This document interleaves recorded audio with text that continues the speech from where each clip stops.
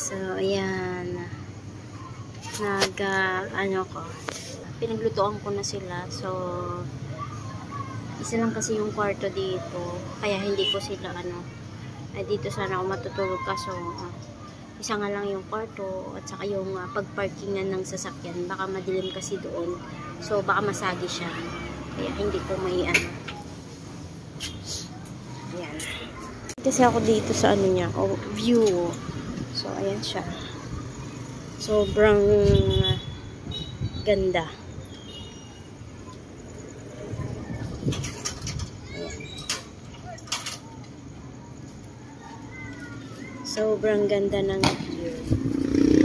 Ewan ko kung piyesta yata dito. Piyesta siguro. Kasi peryahan, nakikita yung peryahan. Ganda magtoma-toma.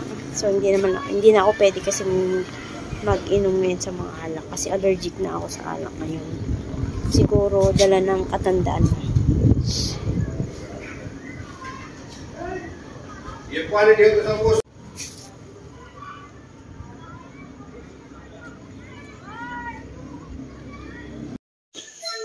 So, guys, kararating ko lang dito sa bahay. So, diretso nood na ako. So, time check. 9 o'clock ng gabi.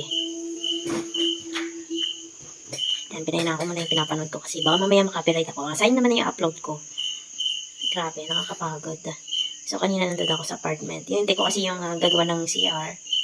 Kaya medyo natagalan ako. 8:30 na. Bukas umaga siguro. Sabay kami ng asawa ko.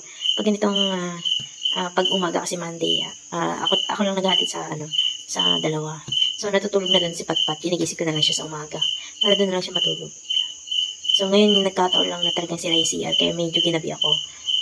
Kakapagod. So, ayaw ko kasi nga kumain sa labas yung mga bata. May na kumakain sa labas. Gusto ko kasi sa bahay lang sila kumain. Lutong bahay ba? Mas maganda kasi yung lutong bahay. Para madali silang manawan ng luto sa labas.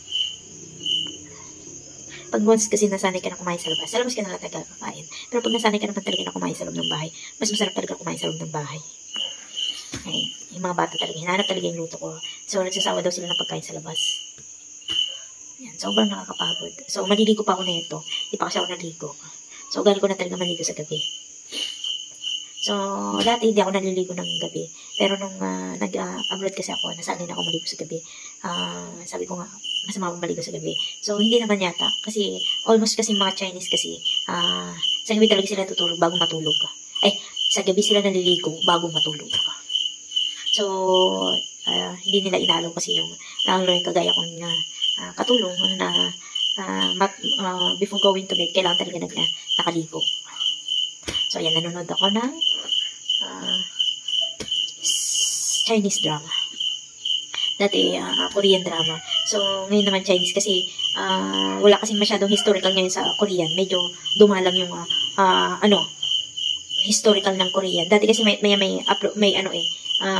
Korean historical sila. Pero mostly ngayon sa mga Chinese, mas maraming movies na historical ang Chinese. Super duper. So, dati hindi ako mahilig sa mga Chinese historical. Pero mas gusto ko yung mga Korean. Pero dahil sa walang masyadong mapalabas na historical ngayon na Korean, kaya nalipat ako sa Chinese. Yeah, pero maganda naman pareho both. Natik na ako kapanood ng Chinese drama. Sobrang nakakapagod. Bukas, ano bang gagawin ko bukas? Hindi ko naman kailangang gumising ng maaga. So, nag-prepare na ako ng almusal nila doon. Tapos, ang gagawin ko na lang doon is yung tanghalian na lang nila. So, bago kasi ako umuwi, kailangan it's either na nakaluto na ako ng pang-dinner nila or tapos na silang kumain ng dinner bago ako umuwi. So, kung kaya ko naman, mother's love. Ganun talaga. Hindi mo sila pwedeng, So, yung asawa ko naman, may tagaluto naman kasi dito. So, doon siya kumakain sa labas. So, pag umaga naman pagka dito ako, yung asawa ko naman na hinasikaso ko, di ba? Ayan na. Maliligo muna ako, mga mare, bago ako matulog para fresh. Sa tuloy-tuloy yung tulog. See you later. Kami pa mga mare, bago ako matulog, gusto ko muna i-share sa inyo. Ayan. Bago ako maligo, nagkakape ako. Ayan. inubos ko muna yun. So, pagkatapos ko kasi nga magkape, ayan, nakapagpaulo na ako. Pero kailangan, pag maligo kayo sa gabi, pag maligo na kayo ng gabi, kailangan maligam-gam yung ipaligo nyo. So, masama naman pag medyo malamig kasi, pag malamig kasi yung ipaligo nyo, kailangan talaga maligam-gam para nakaka-relax yung ano nyo, para hindi masama sa katawan. So, sabi nga basta na ano ko lang yun eh. Hindi ba, di ba sa ating mga Pilipino, hindi tayo sanay sa gabi maligo, yan.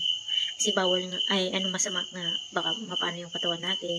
So sa mga Chinese kasi, kailangan talaga may mainit, may maligam-gam yung iligo mo sa gabi. Kumbaga parang nasa, kasi ba yung amo ko yata yung nagsabi nun. Para nakaka-relax din daw ang katawan yun.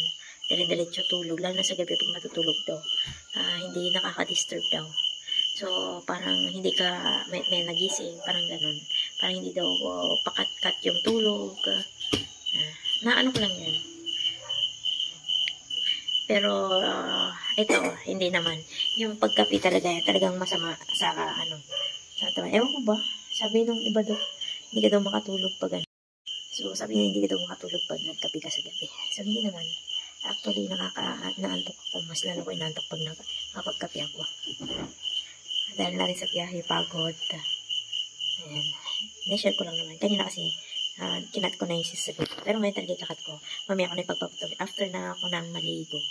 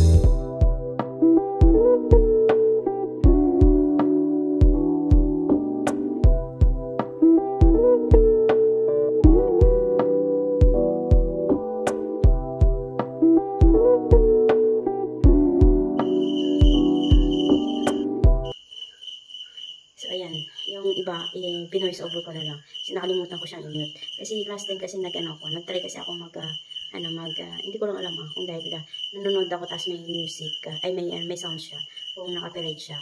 Dahil doon naka-copyright siya, ewan ko lang kung dahil doon. Pero nung in-upload ko kasi siya, naka-copyright siya. So, kailangan ko din siya. I-mute. Habang nag-vlog ako. So, ayan naman pag nandito kasi yung dalawang anak, so 4:30 pa lang nagigising na ako. Mag-prepare ako ng agahan nila. Hindi kasi sila sabay sa hindi sana kami magre-rent doon sa Kaso hindi kasi sila sabay sa oras. Yung isa kasi maaga, tapos yung isa sa tanghali. So nag-rent kami ng isang kwarto. Isang kwarto lang siya. Ayan, sinipon ako mga mare. Hindi ko alam kung dahil sa panahon, dahil may yung ulan, naulan na ako, hindi ko lang alam. So, pag sinipon pa naman ako, bira lang ako sipunin, pero pag sinipon ako, siya, todo-todo. Kumbaga, abuti ng isang buwan. Pero, ilang buwan din hindi ako dadat na nagsipon. Matagal din bago ako sipunin. Pero pag sinipon ako, once na sipunin ako, so, ang tagal bago mawala. So, pinakamatagal na yung 3 weeks o isang buwan. So, yun lang mamari. So, try ko lang yung aking hihinga bago matulog. And then, ganun lang routine ko araw-araw. So, hindi naman ako mahilig mga kapitbahay. Nung dito ko pa kasi nag-aaral yung isa, yung asawa ko kasi yung naghatid sundo. So, yung isa lang yung nasikaso ko. Lagi ako nandun sa kabila. So, ngayon dahil na pareho silang nasa city, kaya nandun din ako sa city lagi. So, sobrang pagod ako. Kaya, ang time ko na lang talaga Sabado-Linggo. Yung Sabado kasi maglinis, tapos Linggo kasi mag-ano ng mga kalat, ayan. So, 5 yung mga Junakis ko. So, yung isa kasi, parehong 3rd year. So, sana graduating na yung isa. Kaso dahil sa love life, kaya yun. Tapos, bali 3 na kasi yung college ko. Tapos, isang grade 12 and grade 10. Kaya, next year, 4 na yung college. So, hirap nung sabay-sabay. So, that's it, mga mare. That's it, mga mare. See you in my next vlog. Bye-bye.